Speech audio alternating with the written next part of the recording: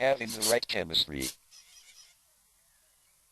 Cousin Kevlar, an orange-shaped lorikeet, heard the news of the cleanup day and volunteered his services, which would have been great if he'd made it here, because he was small, wiry, and unbelievably strong for his size. But he got sidetracked. Apparently he had closed his tailor shop, which made bulletproof vests for the military, and started to fly over. But his trip was cut short due to his lobby engine overheating.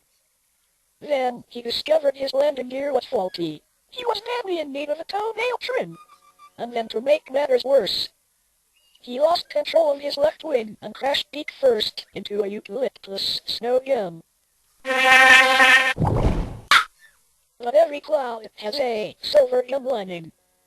And this turned out to be his lucky day. A female diamond sparrow was backpacking across Eden on a greeny card work visor. She saw him crash, but chose to ignore him because she was more interested in watching. She sat. Her name was Esther Resin, and she was deep in thought, wondering if cellulose, cotton, and rayon were plastics. She was completely puzzled, so she glanced at Cav, opened her beak widely, and yawned loudly. Then, in a very bored tone of voice, asked him for his opinion. They could only be plastic if they were made by white monkeys, he said. But cellulose, cotton, and rayon are all natural polymers, and sometimes I use them to make clothing. In fact, I would be more than happy to weave any one of them into a fabric for you, which would make a very warm lining for your ground nest. The little sparrow's attitude suddenly changed. I'm just a door, a bird dream, she said as she fluttered her wings at him. Jeff fell instantly in love and proposed to her straight away, and they were polymerized the next day.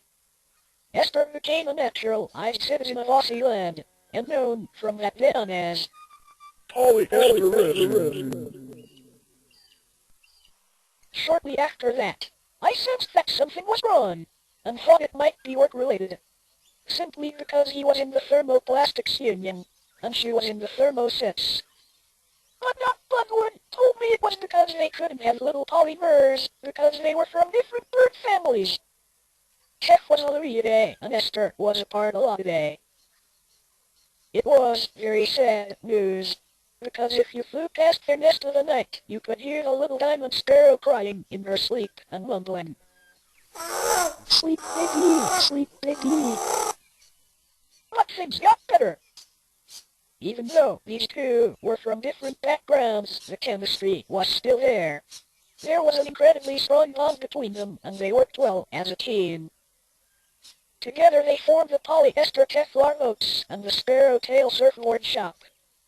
The boats sold well, and the surf shop really boomed. Esther really loved selling surfwear to the shellbirds, but was disappointed with the ones that wagged their tails at school and hung around the beach all day, getting pig-faced on carpenterous weed. This weed was very common in beach areas.